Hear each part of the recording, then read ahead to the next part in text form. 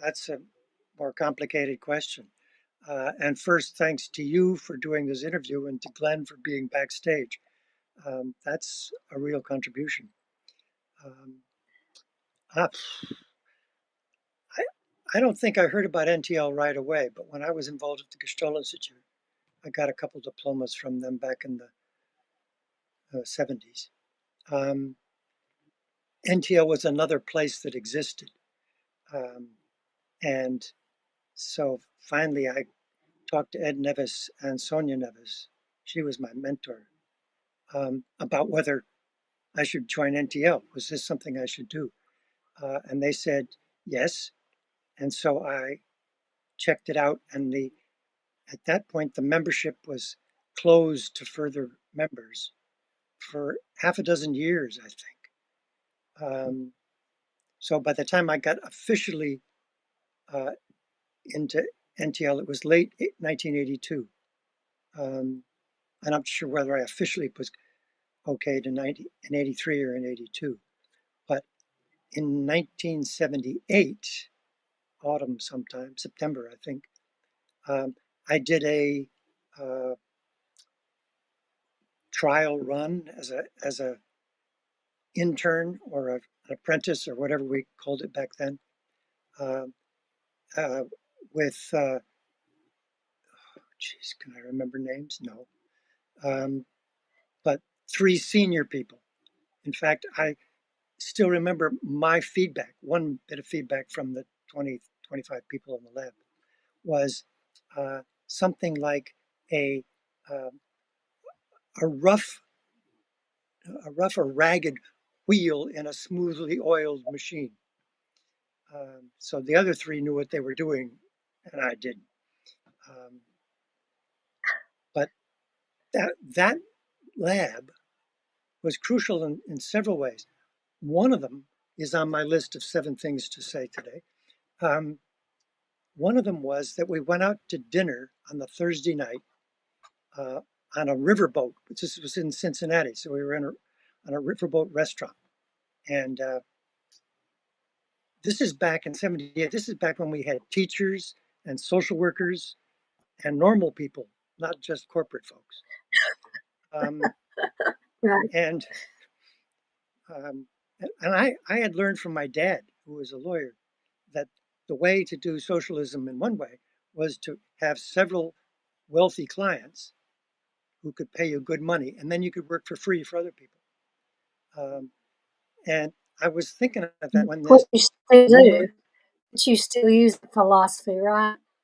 I know. yeah, and we were at dinner in this riverboat restaurant, and a woman across from me was looking at the menu, and she sort of uh, looked up and looked around, and then she said to the guy next to her, I can't afford this. And he turned to her and said, no problem, just use your expense account. Her response was, what's an expense account? Not, I don't have one. What is one? And the guy, I wish I could remember his name, he picked up his fork, tapped on his glass, and said, people, how many here tonight have an expense account? And up went the hands, and he went quickly around. Looks like half to me. I suggest we each take somebody to dinner tonight. Brilliant.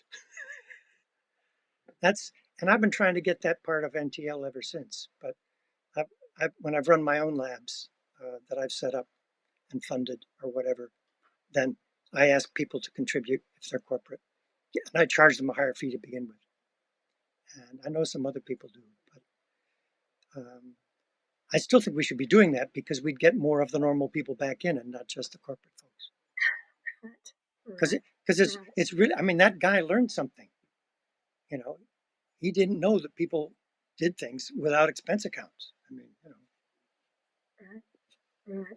weird. So was that now? Were you an NTL member at that time, or No, you were just interested in NTL?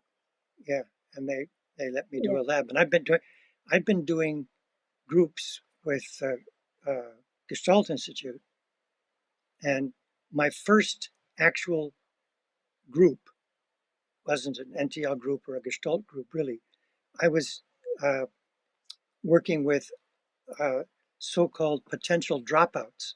I was teaching high school, um, and since the weird kids seemed to uh, be attracted to me and one other guy, um, they put us in charge of the potential dropouts.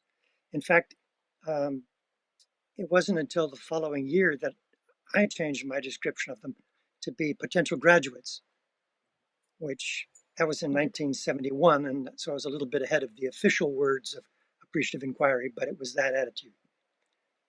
Right. And since I had been a ranger back in 1962, yeah, at Philmont Scout Ranch, where you take Right. teenage kids on backpacking trips, um, I still like doing that. And so I thought I would do that with my potential dropouts, get them away from uh, the normal world and see if they could function. And since it was a public high school, I had to get permission um, from the parents and from the school system. And I took 5 girls and 12 boys on a backpacking trip by myself. I can't imagine that being even conceived of now. It's just, it wouldn't happen, right? Right. But they all signed a permission slip saying they wouldn't do drugs, they wouldn't do sex, they wouldn't do alcohol, they wouldn't do cigarettes, all this stuff that they mostly did most of the time anyway. Um, and it was on the second night, third morning, um, that I discovered some of them up the road under a waterfall showering, and some of them doing so naked, but others not feeling comfortable with that, let alone me. I thought, oh, I'm in serious trouble here. So I gathered them around the campfire at late morning and said, look, seriously, if this goes on, I'll lose my job. So I don't know what to do. Well, that hadn't ever occurred to them. Um, and so they started talking about it, and we started sharing stuff back and forth. And late afternoon, they said, uh, could we, they went away and came back as a group, and they said, well, we've got a proposal. And that is, could we do this tomorrow as well? And so we Ah, stayed, uh-huh. it was a 6-day trip, and we stayed the last 3 days at that campfire and did a group. And I made a number of mistakes that I haven't made since, I hope, but I I got through it, you know. And when Right. one of the girls walked away because she was upset with what one of the boys had said, uh, we set out after her going up the hill. And Russ, who was one of the more mature kids, was walking beside me, and he said, well, do you know what you're doing? And I said, nope. And and he said, he was relieved, Right. which was weird. Um, and that reminds me, you may remember this, Barbara, at the 50th uh, Jubilee, whatever thing, 50th birthday in 97. There were various speakers sharing their wisdom with the rest of us. And um, there was a woman who ran a bed and breakfast back in 40s when the thing was just starting. And she said, I used to listen to all those famous people you keep talking about today. They would sit around the breakfast table. And let me tell you, they didn't have a clue what they were doing. Wonderful. I thought, yeah, just like me. I didn't have a clue what I was doing. Um, Right. so that's one of the things I've tried to do, in fact, when I do a lab, is not to act as if I know what I'm doing. Um, and I have colleagues, and I remember one time one of my colleagues walked into my tea group room, which I was setting up, and put a flip chart on the wall of rules for tea group, like speak for myself and use I language and listen. This. And I thought that was the whole point of a tea group, is to find out for yourself what doesn't work. So once she'd left, I took it off the wall. Um, it was one of the rooms in the Bethel Inn, um, where they had a special space where they could put walls up and divide it into floors. Right. And um, and I had taken the piece of paper down, and I turned around, and in came this woman from the Bethel staff with, I was about to call it a vase of flowers. Back there, it would have been a vase of flowers, but anyway, it was flowers. And she said, "Shall I just put these on the table?" And she was setting it down on the table beside the box of tissues. And I just looked at it for a moment. I said, "No, would you just put it in the middle of the circle on the floor there?" I have no idea where that came from. Um, but that was the first of the AIHIs. You were there for the second or third one, I think. Right. Um, Right. and Sushma was supposed to be working with me. She'd been caught by the monsoon in India. So I was doing this on my own. And I just put the flowers in the middle. And then I left the tissues on the table. And when some people asked about it, because that one participant in that lab said, "This is a T group on speed." Because by framing it with the AI model, the appreciative inquiry model, we had said, let's focus on the good stuff. And we went through all the bad stuff the first day. So we got rid of the various crises that people had been through and were worrying about. And by Tuesday, we were on to, what can we do better? What can we do more? What's working well? Um, and it helped that some of them had been in T group before, but just proved to me that one T group is not really enough. Um, Oh, right. Yeah. and So, Walt, was they, that so some of your, excuse me. I was just going to say that what happened was the participants said, "What are the flowers for?" Because when the group would go quiet, people would find they were looking at the flowers. And so I sort of made up the answer, and I said, "Well, there's tissues over on that table, and I've been in T groups where the trainer would put the tissues in the middle of the circle, so it would be easy to access. And I carry a spare handkerchief in my back pocket. Um, I have one for myself, but I have one for somebody else if they need it. I learned that from my mother. She said, you must always have a spare handkerchief for the young lady." And so I've given away a number of handkerchiefs over the years. Not right away, but if it's necessary. And in fact, at my mother's funeral, I was standing there, I was going to sing for her. And I was in tears off and on. So I'd been using my right pocket handkerchief. And I must have put it in a different pocket because I started crying again. And I reached for my regular handkerchief and it wasn't there. And I dug around and I thought, ah, I've got mom's handkerchief. So I used the spare handkerchief for myself. That was a lot of stuff comes from back there. Yeah. Yeah. Yeah. So Well, anyway, what I came up with for the tissues was the tissues are for issues and the flowers are for powers. I love that, Walt. I love that. Yeah. Yeah. So So I know AI was a little later. Can you remember some of your very, very first experiences in NTL that you feel really good and powerful and yeah, the first one I felt when I was still an intern back in '78, I thought um, I can do this. I remember a journal entry. I can do this. I can't do it perfectly yet, if anybody ever gets there, but I can do this. And that was important to know because I'm not always, um, I don't know if Glenn can hear me, but I'm looking at my face and my lips are out of sync with my voice. I don't know if that's a problem or not. It is not a problem here on the recording. They are perfectly synced. Okay, it's probably the distance from Scotland to where you are. So Mhm. um, the the early stuff was actually um, I was a trainer for the Positive Power and Influence program that Roger Harrison and Dave Berlew put together. when they were at NTL. It was kind of their response to what do you do after an HI lab.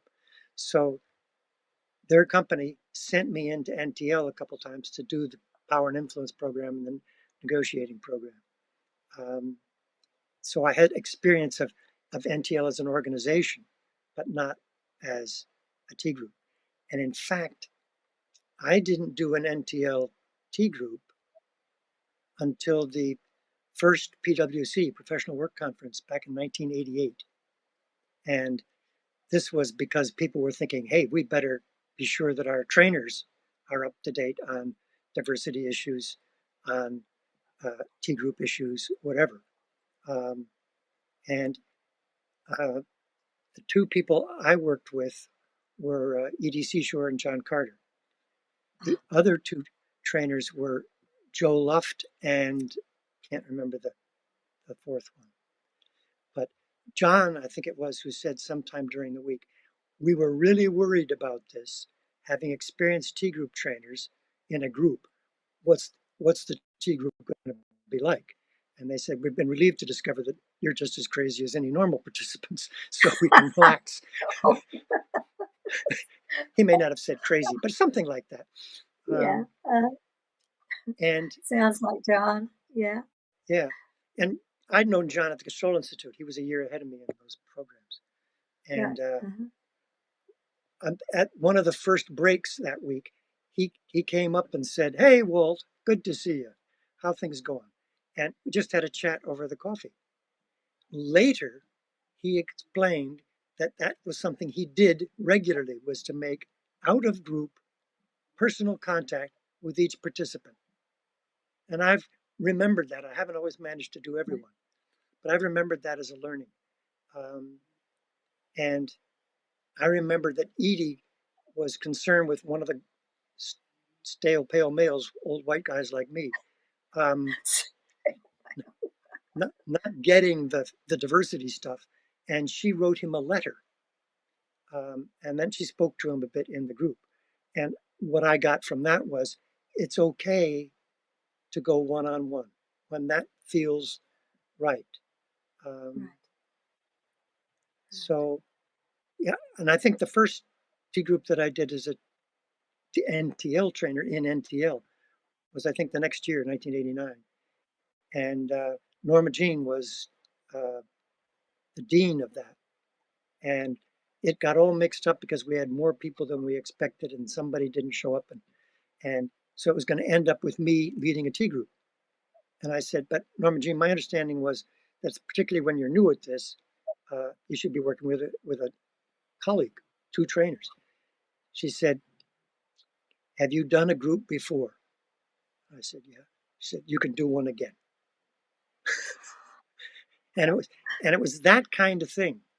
I mean, that's the kind of support I got from you in that North Carolina lab where when you were the dean. You can do this. So that's really important. And I've been dean of more labs now that I can count. I started the international HIs in early 2000 and the first two AIHIs, and then I came over here and was the dean of the OD program that ran through the people, the OD people in Oxford, Mian and Phil, and I think it's really important to give that kind of support to the younger trainers. I mean, I've mentored in the last 10, 15 years people who are now successful trainers from Kazakhstan, from Palestine, from India, from France, Italy, even the US. And that's my payback for people like you and Norma Jean who said that you thought I could do it. So, yeah. And you always did. You always did. Yeah. Yeah. You always did. Yeah. And there were people who weren't pleased with me. There was a guy in one of the labs who said, "Well, you seem to have a thing about democracy." And I said, well, aside from the fact that that's kind of how NTL started, was we've had a Second World War. Let's see what we can do differently instead of doing another one. And that's about democracy. And at that point, I'd been actively campaigning for Scottish independence. And so I'd been out campaigning, trying to get people to vote. I also campaigned for McGovern, which didn't prove too successful. And we're staying positive with the AI concept, Walt.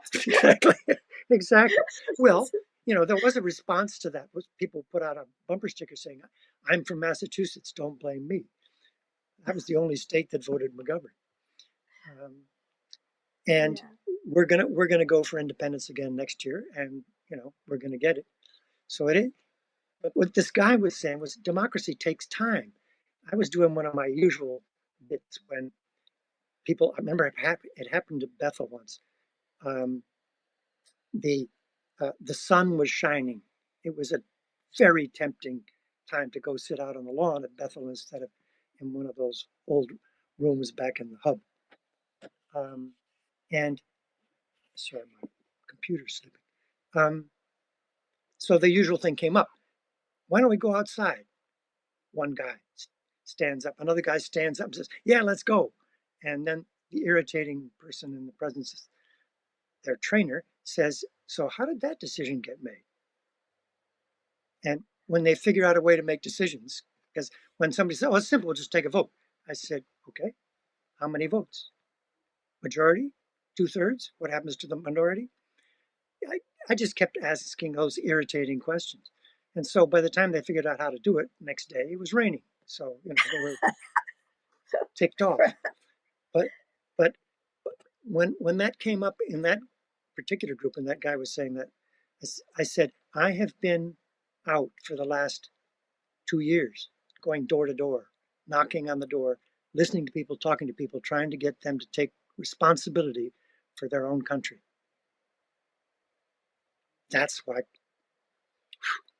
democracy is important to me.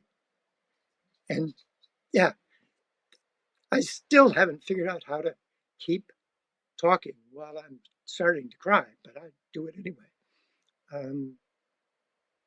There was a woman in my Gestalt training program, very first weekend of 3 years. She started crying about something while she was talking with me. And I sat back and shut up. And she looked at me and said, "Why did you stop?" I said, "Well, you were crying." And she looked across the room at me and said, "I can work and cry at the same time. Can you?" And yeah. And that's where your famous saying is, talk through your tears. I remember Yeah. you teaching me that. You can talk through your tears. Yeah. You taught me Yeah. that a long time ago, Walt. See, and I don't know that. I don't know when I say these things. Yeah. Yeah, yeah, I, yeah. I told the story about the handkerchief to a group where I was co-training with one of this woman from Kazakhstan. Um, she was the co-trainer. I was training. I explained the handkerchief in some situation, and um, she said, "Yes, it works. I still have one of Walt's handkerchiefs." So, I mean, yeah, you never know. That's what Ed Nevis said to us once at the Gestalt Institute. When you are working with a group, at least one member of the group, but combined all the members of the group, someone will remember every single thing you say, which is kind of the appreciative inquiry version of Herb's story. Yeah. Right, right. Oh, we didn't Do tell you that on the tape. do what? They can. I didn't tell that story when it was running, so I better put it in really quick. That Okay, let's hear that.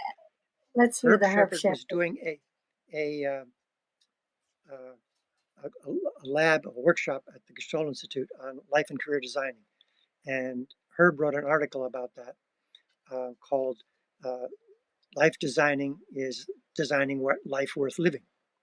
That was his summary. But I convinced him to do a couple workshops at the Institute so I could watch him work. And I watched him work, and he was setting up exercises and sitting back and letting them go. So started Friday night. By Saturday night, I hadn't seen him do much of anything. So I said to him over dinner in Little Italy, he was having his white wine, I was having my glass of water, and I said, Herb, you're not doing anything. I want to watch your interventions, and you're not doing anything. So he takes a sip of his wine, leans back in his chair, and says, Walt, if you had fucked up as many interventions as I have, you'd be quiet too. And yeah, that's a real reassurance that um, the best way to find out what's going on in a group is to shut up and watch. Right. Uh, Right. although Ed Mayhew was telling me a story about that when we were working in a workshop over here in Germany, and he said his group was complaining. He said, "You're not doing anything. You're just sitting there doing nothing." And Ed's response to them was, "You have to show up in order to do nothing." And so that's it. And once you show up, and if you're just observing, then you got Yogi Berra on your side. You can observe a lot just by watching. No kidding, Yogi. Anyway, you keep trying to Do ask a you have question. a story more to the middle of your time with NTL, and then also I want one more recently. Have you got anything in the middle?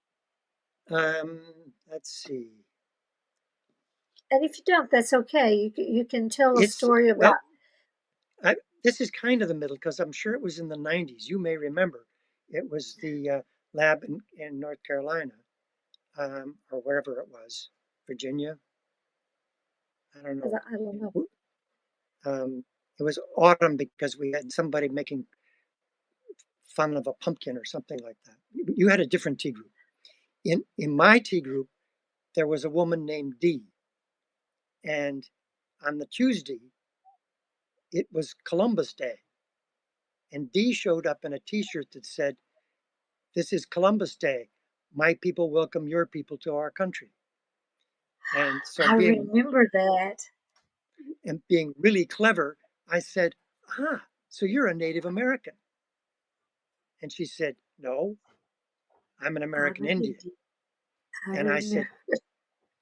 said, and this I will never live down, but I said, "No, you're a Native American." I So remember I was that. trying to tell her who she was, I and remember that she made it exactly. really clear to me that she was an Right. American Indian. She was actually part of AIM, American Indian Movement, and Right. she was serious about. She still is. I get her uh, notices sometimes, her messages. Um, but what was really crucial about that was the Tuesday. I'm sure it was the Tuesday. On Thursday, I was doing what I still tend to do if I'm in a lab with more than me. Um, there used to be diversity on Thursday, and Right. I would say to people, "Look, I'm the white guy. I need to do diversity. It's not right for the woman or the black person or the American Indian or whoever to do diversity. The white guys have to stand up for it." Although now we're working on it. Sue Lamb and a bunch of us are doing the third revision of our manual for HI Lab, and Oh, are we're you? put, Uh-huh. we're putting in now that diversity should be every day, to do a piece of diversity every day, so it's Oh, not just one good. day. Good. Um, but anyway, it was mine on Thursday, and I remembered what Dee had said, and I had remembered myself being uh, politically correct, and that wasn't personally correct. So I broke the rules. I remember breaking the rules another time, but I broke the rules and said, um, would you form small groups? And instead of telling them to be uh, white folks or women or black men or whatever, just choose your own group of people you think are like you. And this will be not your politically correct group, but you're a personally correct group. And so people went around making groups. And then I said, before you report out, I want you to decide on what your name is as your group. You know, who are you? And it began circling around, and this one group was sort of, but people said, okay, what's your name for yourselves? And one of the guys said, this was a group of white men. One of the guys said, we're the normal ones. And when I've told that story to some people, they said, you let them get away with it? I said, I let them get away with it, but I didn't have to do anything. They got more feedback than they had ever imagined. Exactly. Exactly. And the Because best, Walt, you had set the foundation, like you always do, of it's safe in here to be authentic. You do that yeah, better than anybody that I know of. well, I better keep doing it then. Because what happened afterwards, maybe a month, I got no, it was 6 months. So I remember that was his statement. You may not remember me. Um, oh, yeah, I remember you. Um, but I was in that group where we declared ourselves the normal people. And when I got back to work, I fished around in the wastebasket and found a note from HR asking for volunteers to be involved in a diversity program here in the company. And I pulled out that piece of paper and I signed up. And I've been doing it for the last 6 months. Yes. You know, that's one straight white guy at a time. You know? Right. Right. Yeah. And the other time I broke the rules was Oh, Walt, there's no limit to the times you don't try to kid me. Don't try another to kid time me. another time I broke the rules, and this time I didn't know there was a rule. Um, and I was we'd been in tea groups for a couple days, and one of the women in my tea group had come out right away. I'm gay, and she wasn't backing off from anything, and she'd already taken on some people in the tea group. And then she discovered that diversity was going to be on Thursday, and she said, "Now, Walt, I don't know what you're planning, but I'm out. I don't want to be ignored." I said, okay. And then I started thinking, well, and I introduced the thing which the staff had agreed to. I wasn't the dean, um, which was to ask people to form groups according to um, gender. I think we started with age to be a little bit safer, but we got to gender. And I said, I know that some people in this group are straight, some are gay, and some are okay with that, and some are not okay with that. Um, so I want to be clear that this is usually not the kind of environment for you to come out for the first time. You may want it to be a whole lot safer before you do that. But there are people here who have come out. So I want there to be two groups, but there will be one group um, which is okay with their gender or their status. Their back then, I think we even used preference. Uh, it Yes, seems so outrageous now. You prefer, you know? I know. I remember a gay guy said to me, "Do you think I would go through all this shit if I preferred it?" Um, and so I said, "So if you're safely for yourself out, you can go whichever direction you want. If you're not safe, don't say that. Just stand with the gender you uh, look like." We didn't have cisgender then, or I didn't. Um, and so men at this side, women at this side, and um, And if you're okay with who you are, I guess I would have said a third, must have been a third place. I can't remember because it didn't happen.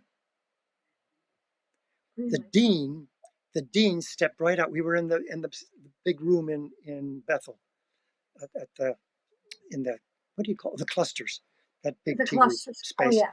Yeah, Yeah. there's a big space. Yeah. Right. And the dean came out and said, "Stop! You can't do this. You can't do this." In NTL, we have a rule that we don't uh, ask people to talk about uh, their sexual identity. What are we? I'm losing. Well, we said See that sexual preference. We said that's what we used to we say. said preference, yeah. Um, but see, this is what drives me crazy. I can't remember things all the time, so Right. that's Well, why I you're haven't doing done a labs recently. well. If you can't remember anything, you're sure fooling me, Walt. Well, I should know that. I should know the dates. I should know the names.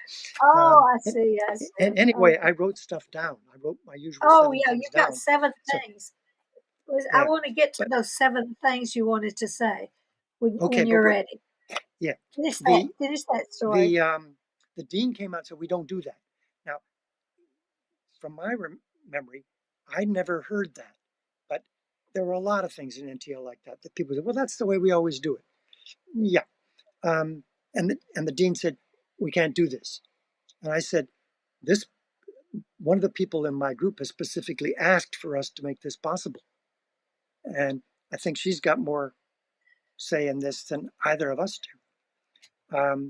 And she may have already been on her way at that point. She came out in the middle of the room with the dean and me, saying, "I'm gay. I want to be out. I'm out in this space. In my T group, I'm out here. So don't leave me out of this conversation."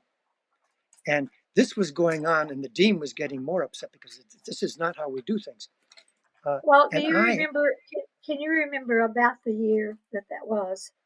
Was that in? Was it in the 90s? Do you I would think? say it was the 90s. Yeah, I think Yeah, so too. yeah. Because Yeah. after that, I was doing a lot of groups where I was the dean. Oh, yeah. So 90s, I would have been doing as a as a staff As a only. trainer. Yeah. And what happened was that the woman who was out and the dean were um, going at it, and I was standing there, and I had this brilliant inspiration, which was I said to the two of them, "The three of us are having a conversation, and it seems to me that we have become, without setting it up, a fishbowl. So could I borrow a chair from somebody?" Somebody brought out a chair, and then I think I added another chair, and I said, "So the dean and me and whatever her name was are going to sit here in a fishbowl, and whenever anybody else wants to come in or out, do that. And if somebody's staying too long, tap them on the shoulder and take over." And we had one hell of a discussion. I mean, it was not I'm the sure T you group did. I'm sure you or did. the HI lab of how we were supposed to do diversity, but we were doing diversity right in the room. This was happening here and now. It was Right. stunning. And Right. if I could remember clearly, I think this is the woman. I was going to look it up, but I think this is the woman who came back to me because of she trusted me. That was what she said. I think that was the clue. So what was that one? She Right. trusted me, and there was this woman in NTL that she thought had to go, and that's what you did. You made that happen. You know who I'm talking about, and I and sure so. I know that we're supposed to be talking about positive, but I see that as a positive. NTL was willing to go through a lot of complication and hard work by you um, to say, By hey, us. we have standards. We NTL is By not us. just for Well, by anybody or everybody. us. By us. I didn't do that by myself. By us. I Yeah, mean, you walked every step with me on that. So, and I applaud you. And that really shows for me the trust that people get with you because they know that you walk with them every step of the way and that yeah, you do not abandon them. And you have done that low these 20, 30, whatever it is years, my friend. 39. But, It'll be 40 years in November or whenever that well, I well, officially became NTL member. But I had an effect back in '78. I have to admit. So well, yeah, this violates the rule of AI. I shouldn't talk about myself, but this is my 50th year. My I 50th year. figured you were ahead of me. I figured you were ahead of me. Oh, well, in years, but not in other ways. Well, Okay, I want to get to that list of 7 things you wanted to say. Have we? yeah. Because the time is just going too fast. Um, I want to. You've been complimenting me. You came over to do the influencing workshop in at Harburn House in Scotland. Ooh, 10, 20 years ago, maybe. And what you Oh, said yeah. was, Walt always comes over to us in the US. It's time we came over to him. That's what I remember from that. So, But I remember, Walt, us sitting around in that basement. Do you remember this? It was in the wintertime, and we all sang Christmas carols in our native language, and oh, there was wow. somebody. Do you remember that? There was somebody from Germany, and there's somebody from, oh, I don't remember all the Croatia. countries. There was a woman from But Croatia. Yeah. we, but they were from all different countries, Yeah. and Yeah. in the end, we sang. Everybody sang "Silent Night" in their own language, but it had the Oh, same wow. tune, Oh, and yep. that was Yeah. you. That was you. That for me, uh, that is the picture I'll always have of you. That you brought together all of these different countries, and we sang "Silent Night." Everybody in their own country, of Wow. language of their own country, but it all had the same tune. Yeah. Wow. You did that, Walt. You did that, Walt. Yeah, Yeah. yeah, Wow. Hmm. you did We that. did when we did the International HI Lab, which I deaned a couple of years. That was just over the 2000 mark, I think. Um, we we took over the kitchen from, can't remember his name now, the guy who ran the kitchen at Bethel. Um, he Kevin. he Kevin, exactly. Kevin. And Kevin, there are enough stories there. Um, Oh, and God, yes. we had people from various parts of the world there, and we set it up that they took over the kitchen and made a dinner. They worked out the courses among them, and they made so everybody had a dish from her or his own country. That was fantastic. Yeah. Right. Okay. The list of 7. A list of 7. I want us to get to it because we have one final question on this question Okay. list that we must get to. Okay. The first one was the uh, personally correct, and that we've already done. And then tissues or issues or flowers for powers. That was done. The mentoring people from Palestine, Kazakhstan, England, Italy, US. Yeah. The Green Book, writing those. I wrote 3 chapters in the Green Book. The third one was essentially editing what Kathy and Jane wrote about appreciative inquiry. Uh, they just said, well, it's all there. So I kind of put it together. Um, and then there's the one on journaling. And I've Oh, got yeah. a booklet on that now that I wrote as part of NTL. What did I do with that? I thought I'd have at least one thing. Yeah. Ooh, I'm going I can't reversed. see it. Oh, yeah, yeah, yeah. And it says, yeah, in collaboration with NTL. I think, Walt, didn't we, at least when we were having face to face, didn't we give that to each one of the participants? I did, yeah. Yeah. We had there was an earlier version of 4 or 5 where I Uh, did the journaling one, and when that went out of print, one of the NTL participants over here in the OD course she said, "Could I have that booklet you gave out?" I said, "Well, they're done. They're out of print." She said, "Well, could you do one?" And so I had 4 weeks. I did it in 2 weeks. They printed it in 2 weeks, and I got them to her the day before she needed them for her workshop. So, given that I'm working my current project for the 5th year in a row now, my publisher does believe I can do things quickly, but not this one. Okay, so on the Green Book, the chapter that Well, I'm most could proud of. you move over Whoops, just a little because, yeah, that's better. I was yeah, only seeing half. Yeah, that's I perfect. sorry, I keep getting officially schizophrenic. Right. Um, the the uh, the article that or the chapter I'm most proud of in the Green Book is I'm a straight white guy, so what's diversity got to do with me? Right, And that is one of the white guys in one of my labs asked that question, right, and I right, came up with my 7 answers. And I wrote that in the late 90s right, because the Green Book was published, that edition was published in 99, I think, 98 or 99. So I had to have written it before that. right. Um, and two of I was going to say young women, I think they're both in their 50s, who are uh, people I mentored, wanted to do some work on uh, diversity with a group, and they said, could they use my chapter? And I said, well, that's mid to late 90s. Right. And one of them wrote back and said, I just read it again last night. If you were going to do a new edition, I think you would need some stuff about identity. And I'm fully aware of that because of people I know. Um, but they said, otherwise, the theory's good. It works well. Well, that's the kind of, and the woman who wrote this has been in 2 T groups with me and has co-trained with me.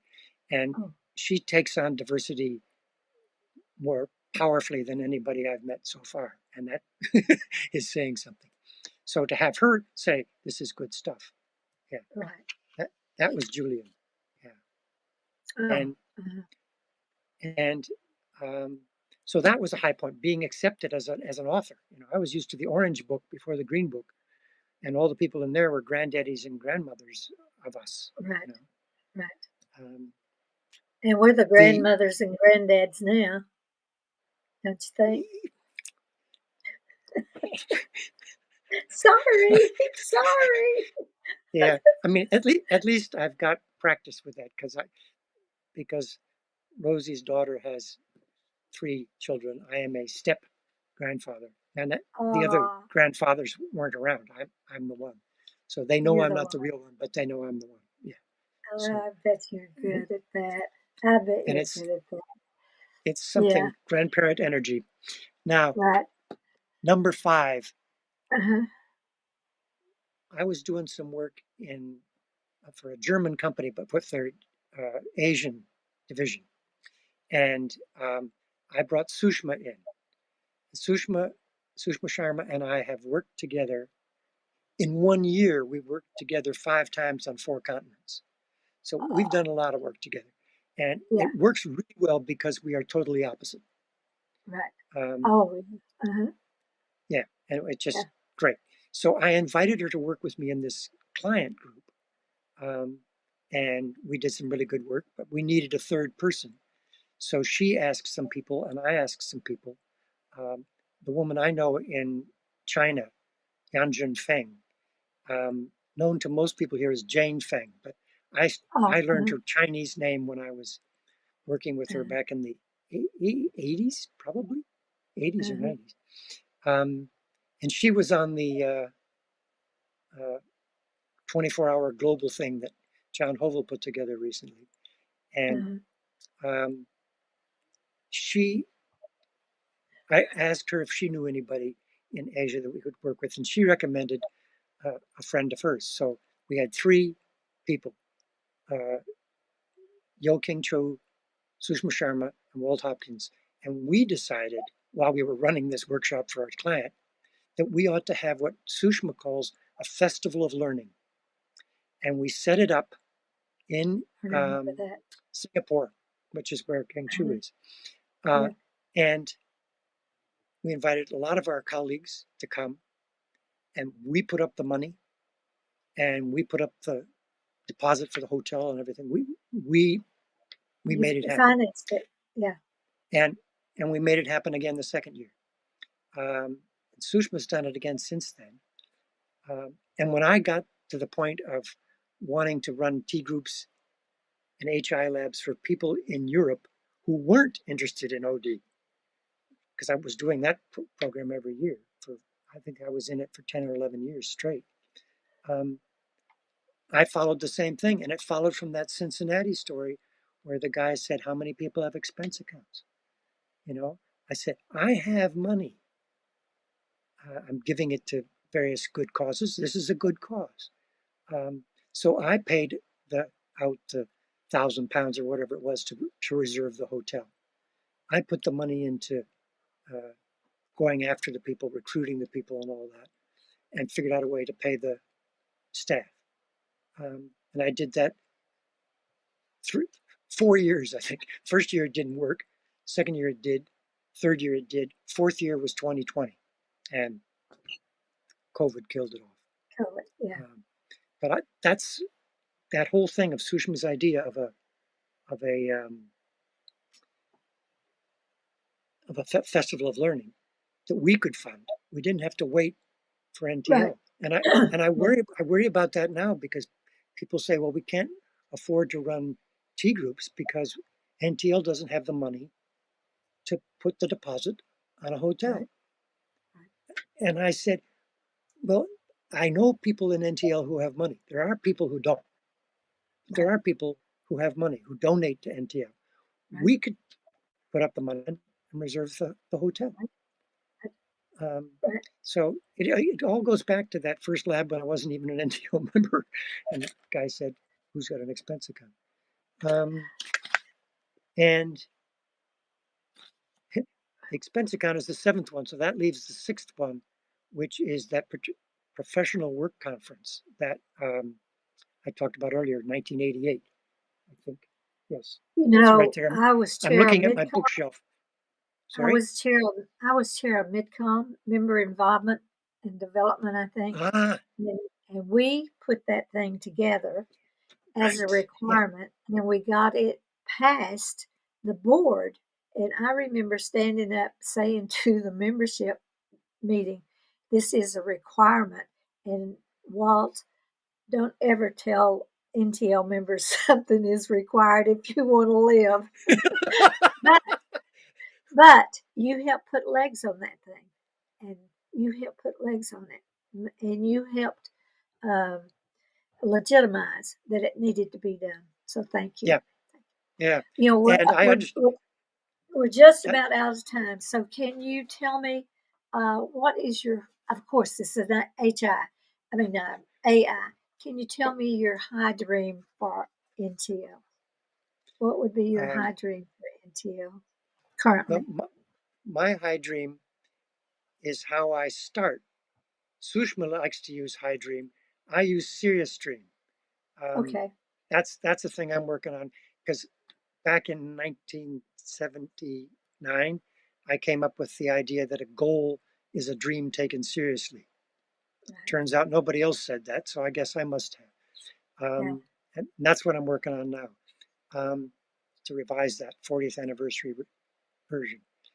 And the goal for me is for us to keep noticing the people that aren't yet in. And that's okay, what NTL has been doing.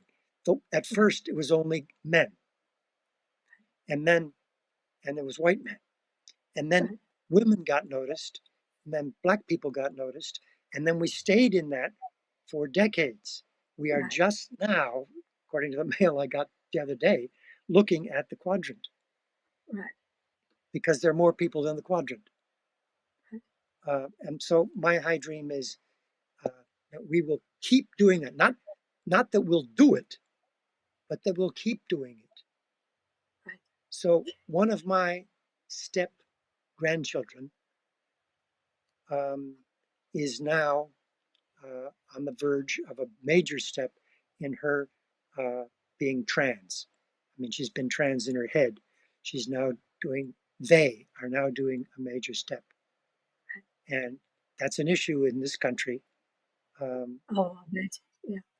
And yet we finally have in NTL, we have people who are trans. And that's not just the final step. That's the current step. Each time we add people, and that is the thing I quote from Orson Scott Card in that article, in that chapter, and I've got it here. It's on the other page. Yeah. So in his science fiction novel, he's writing about aliens on another universe. But so I just inserted human and alien here. Orson Scott Card says in Speaker for the Dead, the difference between human and alien is not in the creature judged, but in the creature judging. When we declare an alien species to be human, it does not mean that they have passed a threshold of moral maturity. It means that we have. Yeah. Yeah. So each time NTL welcomes a new group of people that they have been unconsciously or consciously excluding, it's another step in our moral maturity. That's my high dream.